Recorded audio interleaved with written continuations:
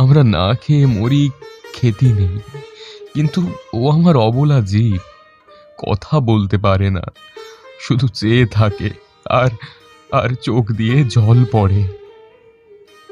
তর্করত্ন কহিল, ধার তো নিবি, তা সুদবিটা কি করে শুনি? গফুর আশান্বিত হইয়া ব্যগ্র স্বরে বলিয়া উঠিল, যেমন করে পারি, যেমন করে পারি তোমায় তোমায় শুধবো বাবা ঠাকুর, তোমায় ফাঁকি দেব না। তর্করত্ন মুখে এক প্রকার শব্দ করিয়া গফুরের ব্যাকুল কণ্ঠের অনুকরণ করিয়া কহিলেন, ফাঁকি দেব না, যেমন করে পারি সুদবো। রসিক না গড়েলেন, যা যা সর, পথ ছাড়, ঘরে যাই, বেলা হয়ে গেল।